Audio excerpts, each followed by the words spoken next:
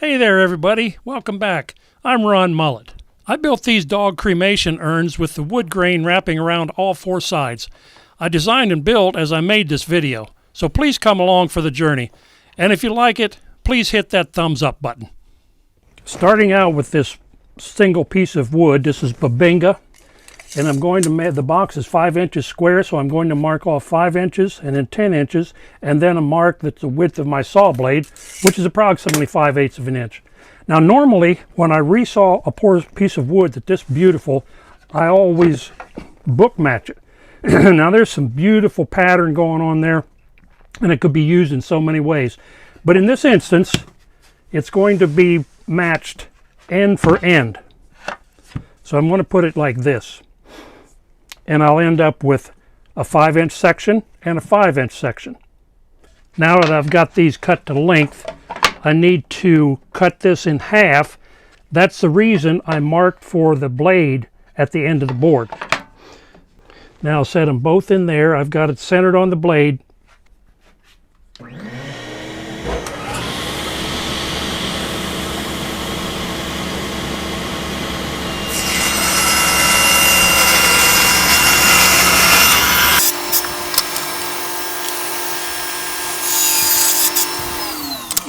Now I need to cut miters on these.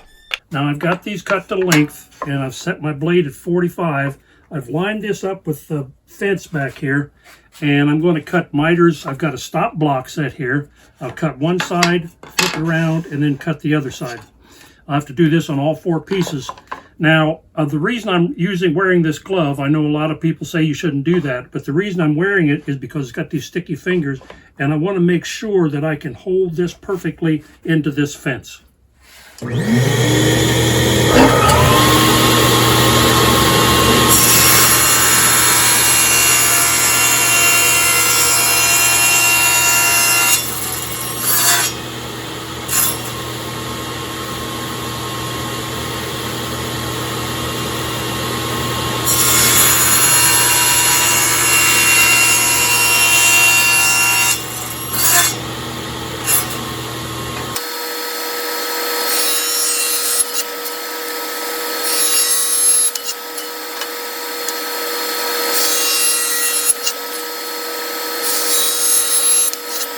So now that I've got all the miters cut on all of them, let's put this together and see what it's going to look like when it all comes together. Let's put some tape on here.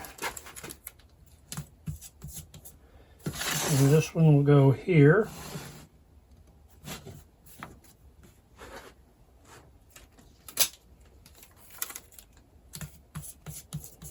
Oh, I can tell this is going to be pretty already.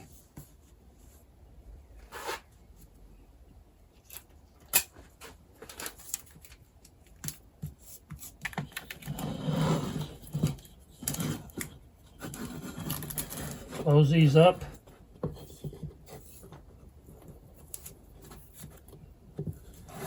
At least we got an idea what's going on. The grain just wraps all the way around there. Keeps going and going and going. And there's no end to it, which is really nice. That's the stuff that makes me happy. Look, I've taken the tape off the box, and the next thing is to cut a 45-degree miter on the top of all these pieces. I've put a stop block on my fence so that all of them will be the right length.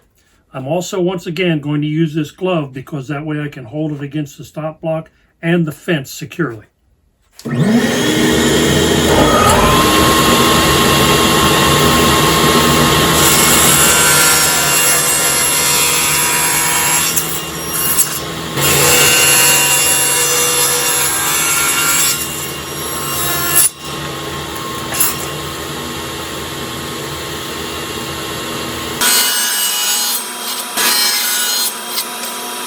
Okay, now this is the inside of the box.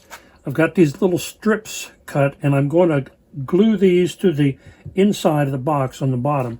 And this is where the bottom that goes on here will be secured. They're about 3/8 of an inch square. It won't take much glue because I'm going to be securing them with a couple little brad nails. I'm setting them about 1/8 of an inch from the bottom.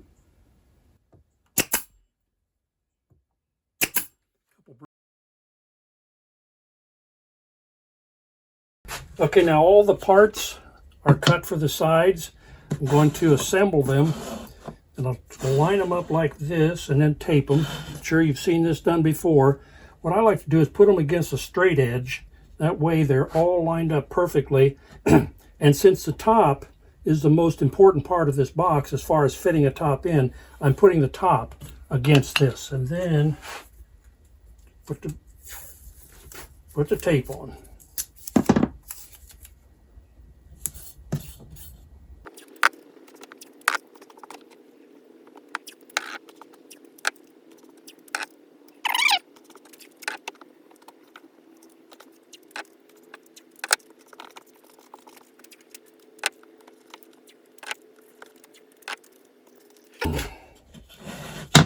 All right, turn them over.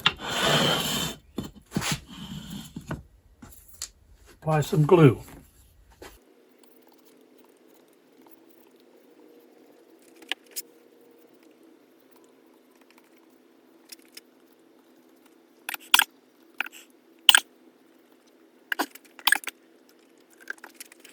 Now, I'm not too worried about no splines or anything on these 45-degree miters because the top will be glued down in solidly, down in the 45-degree miters, and also the box will have a bottom that is screwed in on 4 sides, so that will certainly stabilize the entire box. So I'm not concerned about it falling apart.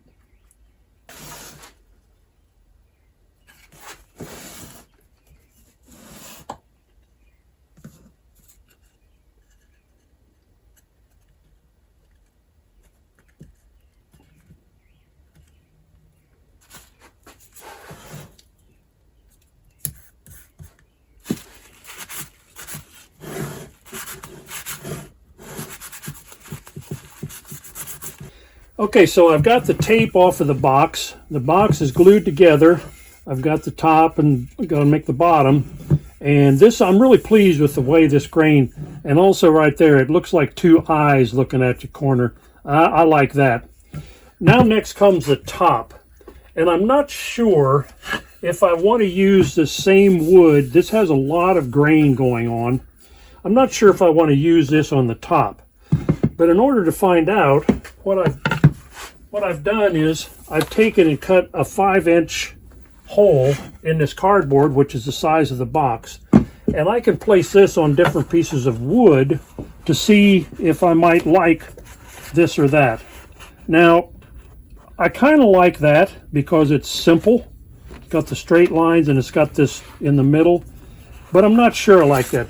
What I found was I found a piece of cherry that might look nice. Chose that part right there. So it's simple. It's like a little cloud in the middle. So I'm going to go ahead and cut this one out first to see if that's what I want on here. So that's my next step. So I cut out the cherry top and I put that on there, and I don't like that very well. No, that's just not, I don't care for that. That's not right. So what I did, I went ahead and cut out the piece of babinga, the top, and that's what I'm going to go with. I like that a lot better. So that's the top. Now it's time to turn my attention to the bottom. I'm going to use a piece of maple on the bottom, and I'm going to recess it down in there that much. It'll be secured with screws on there, but I want a little bit of a reveal between this maple and the bottom of the box. So that's my next step. So to cut this, I put my L fence on here. It's above the blade, but as you can see, I can slide this against it and cut. I've already cut a groove there to get it set up.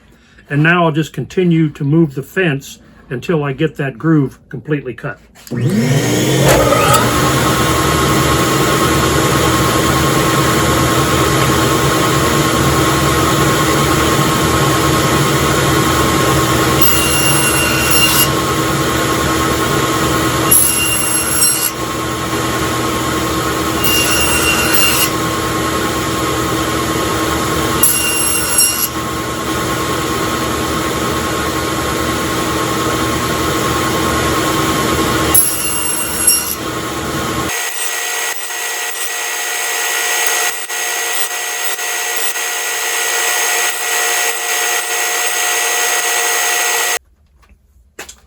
Okay, I've got the bottom cut. I'll clean this up with a rabbet plane along here. And this goes up in like that. So it's got that little bit of a reveal. That may be, I'm not sure yet if that's the amount of reveal I want. I may fine tune that a little bit by planing down this surface here to move it up. Just not sure yet. I keep looking, and then I'll round off all the edges. And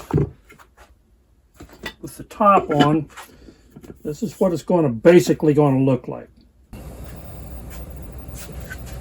Okay, I've fine-tuned the bottom, and this is the reveal I wanted. I've fastened it on with 2 brass screws inside of there. And the next thing is to put the top on. Rather than leave the top plain, I've had a friend laser cut the dog's name and a couple dog paws in here. The dog's name was Remington, but I had him shorten it to Remy. Now this kind of looks like a J, but it's an I, but that's kind of irrelevant. So I put this on like this. I like this corner because it looks like 2 eyes looking at you, but this is what it'll look like. So that's what I'm going to go with. At the same time I built this one, I was building another one because he also had another dog that had passed away. So I made this one. This one is out of zebra wood, and the dog's name was Roscoe. So I had Roscoe laser cut into that. So the next step is to glue the tops on and then round off all the corners, and then after that I'll apply a finish.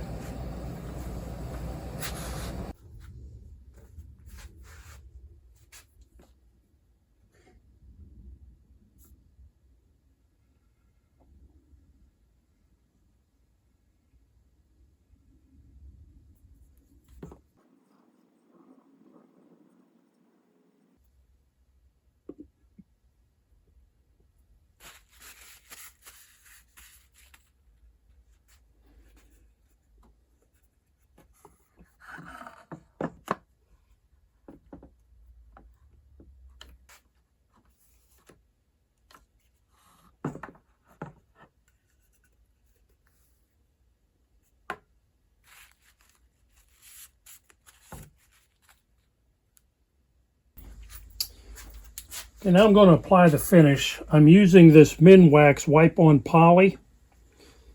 This works great for small projects. This is what I use on all the jewelry boxes I build.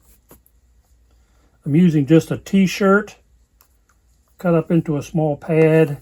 And what you do is you just flood the wood and let it soak in.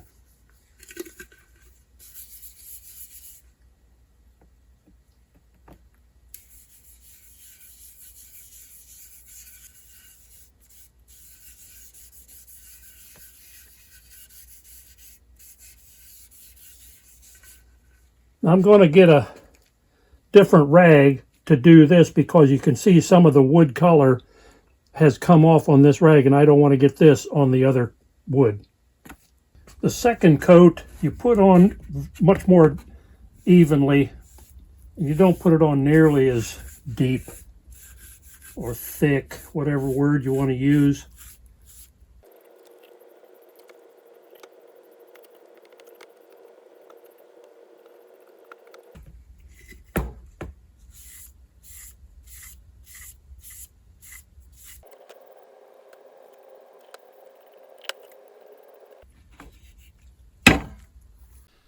So there you have it. Please check out the rest of my channel. I've got a lot of good woodworking videos. I'll see you on my next one.